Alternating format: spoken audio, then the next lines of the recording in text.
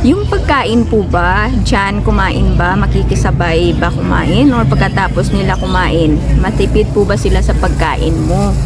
Yan yung tanong ni Sisi natin. So, sasagutin natin siya today.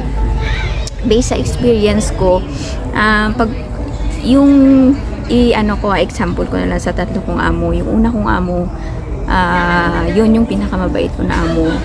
Sumasabay ako dun sa pagkain.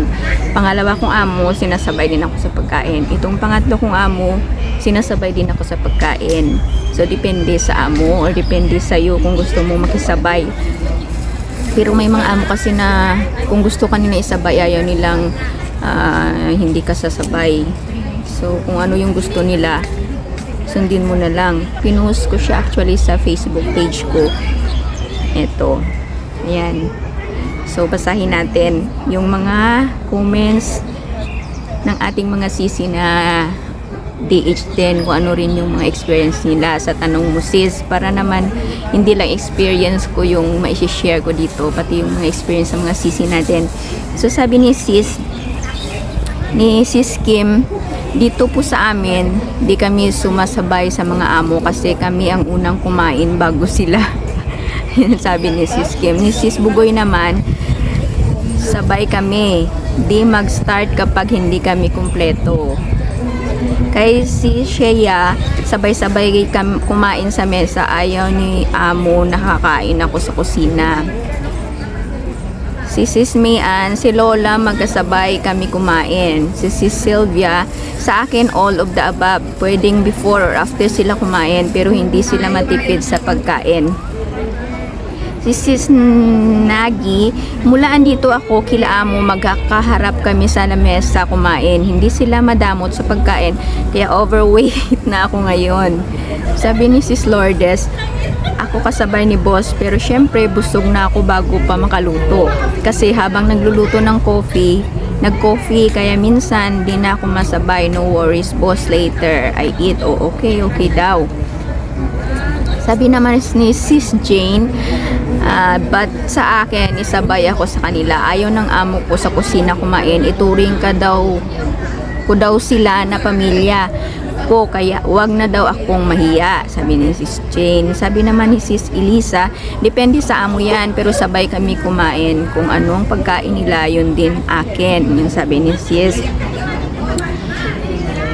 Then, sabi ni Sis Seb, depende pa rin sa amo, Kabs. Ako kasi sa una ko amo, sila nagbibigay food at talagang tipid sa kusina lang din ako kumakain. Sa new amo ko now, bahala ako magluto at kasabay din nila ako sa mesa nila kumain. Wala din si selan, pati mga alaga ko, subuan pa nila ako. Okay lang sa magulang. Naway, ganun din maging amo ng mga nagbabalak pa magdiis dito sa Hong Kong. Yun sabi ni Sis Sib. Sabi ni Sis Lynn, pag si Lolo at Lola lang nasa bahay, kung kakain na sila, kakain na din ako sa room ko nga lang. Wow, sana all sa room kumakain. Sabi ni Sis Leia, depende sa amo. Yung iba amo, gusto nila after mo iserve yung food nila sa kakakain. Yung iba naman, sabay kayo kumain. As long as nilagay mo na food nila sa table at may amo rin, na wait mo sila magbigay food mo sa kakakain. Kaya thanks to God talaga ako, kasi amo ko okay lang mauna ako kumain o hindi, pero syempre bilang respect mo sa kanila, iserve ko muna food nila bago ako kumain. Pero mas bet ko sa kusina kumain. Mas gusto din ng iba na sa kusina kasi nakakain daw sila mabuti. So yun, lahat ng comment ng ating mga sis dito sa Hong Kong sa tanong mo, sis, kasi pinost ko talaga siya sa page ko para marinig din natin yung side ng iba't ibang amo, kasi depende talaga yan sa amo. Yung amo ko hindi matipid sa food, nakakain mo kung gaano kadami, pero syempre dito kasi magsasawa ka rin ng mga pagkain kasi pare-parehas, pabalik-balik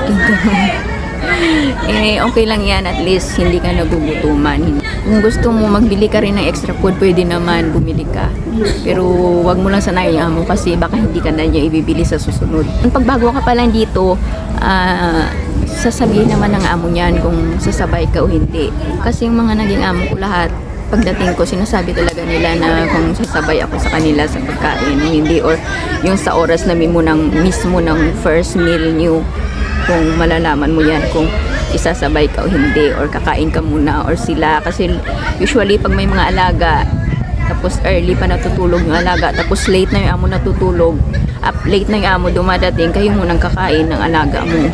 Ganun. Pero pag early pa lahat, andyan na sa bahay, sabay-sabay kayo kumain. Depende talaga yan. Sasabihin talaga yan ng amo.